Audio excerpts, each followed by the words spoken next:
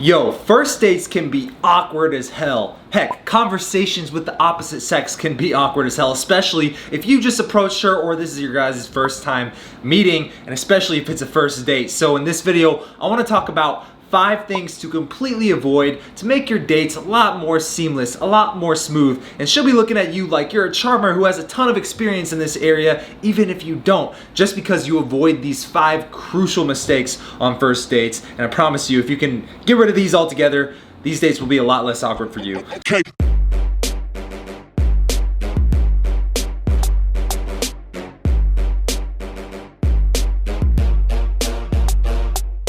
First tip I have for you to avoid awkwardness on a first date or a first conversation is to call out the awkwardness. Now, in psychology, they call this a statement of empathy. And it's basically just saying, I know how you feel, right? You're empathizing with them verbally. So a lot of times if I'm approaching a girl for the first time, if it's in public, on the street or something like that, if I can tell she's a little bit shocked by the fact that I just approached her, especially if it's like during the daytime, what I'll do is I'll go, hey, I know this is really awkward. I'm like a stranger who just randomly came up and talked to you. And if I start off what I'm about to say with that exact thing, which is a statement of empathy, then it calls out the awkwardness, and now it's not the elephant in the room because everybody now knows the elephant in the room is there, and because we just called it out, we took away its power. So call out the awkwardness. If the first date is awkward, if this is a blind date or something like that, to where the conversation is just not really getting any steam and both of you are maybe a little bit nervous, just say, you know what, I can tell you're pretty nervous. I'm actually pretty nervous too. It's really weird to go out on first dates, especially if you don't know each other that well. So let's just relax, start over, and take it easy. Like something like that is not only going to be very bold and dominant when you say it, it shows that you have social intelligence and you realize an awkward situation when it comes up, and because you call it out, you're taking away its power. So that brings me into the next tip that I have for you to get rid of awkwardness on a first date or a first conversation with a girl, and that is stop trying to fill the silence. Stop trying to fill the silence. Now, for one of my coaching programs, Legendary Game, I literally just got done breaking down to these guys, Craig Ferguson, and why is Craig Ferguson so good at conversation? Why is he so seductive? And one of the things that really stood out to me is he uses those silences in conversation as a moment to create sexual tension in that interaction, and it actually gets the girls to start qualifying themselves to him, and maybe even have the girls calling out the silence in a way that just amplifies the sexual tension. And when she's doing things to amplify the sexual tension, what does that imply here?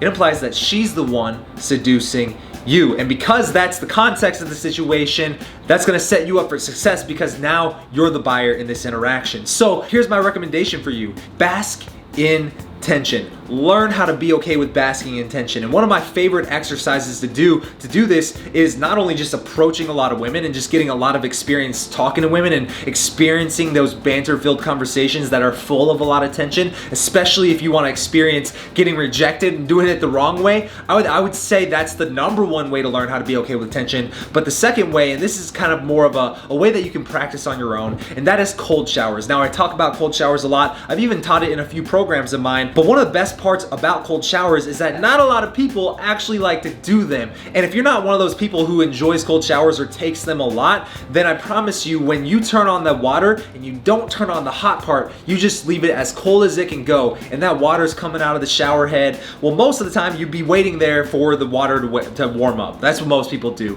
But if you can train yourself to just jump into that water while it's still cold and just leave it cold, well, that moment of anxiety that you feel right before getting into the shower is likely the same moment of anxiety that you feel right before approaching a girl that you want to talk to, right before going up and giving her that big high five or that hug when you see her on the first date, right? So that's the same moment of awkward tension. So just practicing overcoming the anxiety beforehand is crucial, but the money comes after you get in the shower when that cold water is beating down on your body. And here's what I like to do in those moments is I'll literally just find a spot on the wall in front of me, literally just look right in front of me on the wall, and I'll find either like a little speck or like a little black dot or something like that, and I'll just hold dominant, strong, and relaxed eye contact with that spot, and maybe even have a sly smile on my face. And I try to do that all while the cold water is beating down on my body, because if you can hold your tension, hold your composure under cold water, I promise you'll be able to keep your composure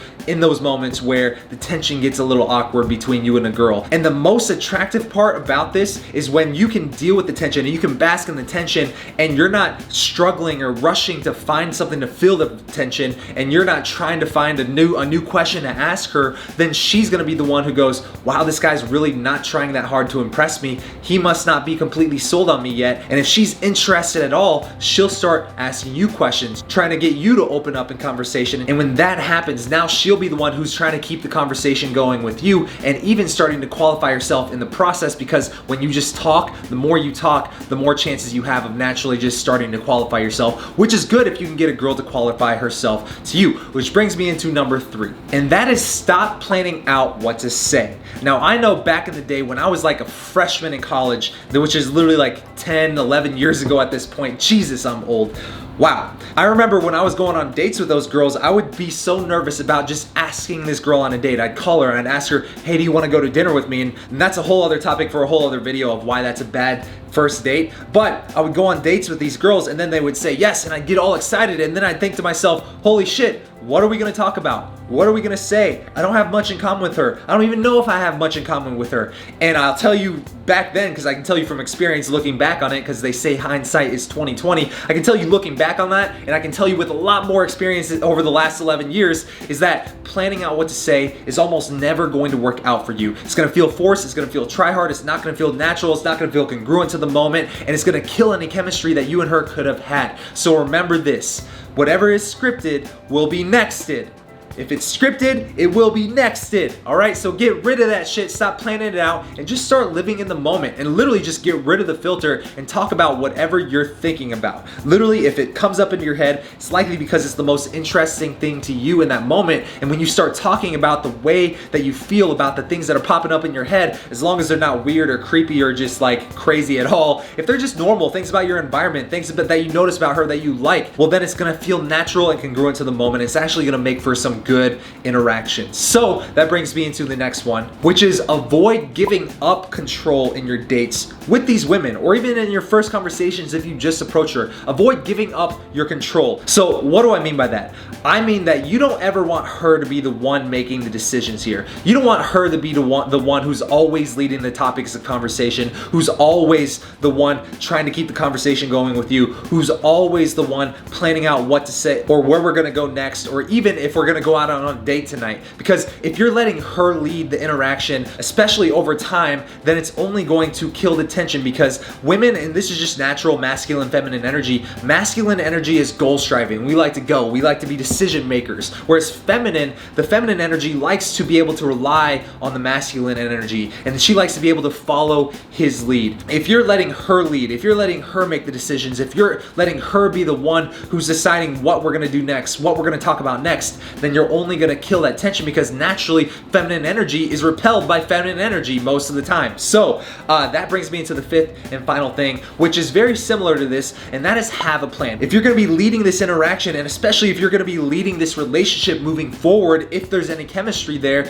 then you must have a plan. So if this is a first date, I literally recommend having a couple of venues that you know are relatively close to each other, so you can start at one venue and then bounce to another venue in the middle of the night, and then how are you gonna lead this back to either your place or hers if it actually gets to that point. But if you don't know the steps in between and where you're gonna go, at least just the physical location of where you like to go and where you like to lead this, then it can obviously lead to some very awkward situations, especially if you're going on dates to restaurants or clubs where you can easily just sit there for an hour or 2 hours, and nobody wants to be sitting in the same spot for 2 hours, especially on a date. So you don't want to be going to dates where, and this is just a side note, but you don't want to be going to dates where you have to rely on the server or the waiter to serve you, and then if they're running behind or if they're really busy, then you gotta wait on them before you can bounce to the next venue. So that's just a side bonus, just a little side note. But then another thing is that if your conversations tend to run dry sometimes, just simply changing the venue or just moving to another spot in the venue, it's gonna make for some fresh conversation, because it's literally changing your physical state, how you feel in the moment, just by changing your environment. So that's why I also recommend changing venues throughout the night and having a plan to where you're gonna start and where you're hopefully gonna gonna end this thing. And especially if you're just approaching this girl and it's not even a first date,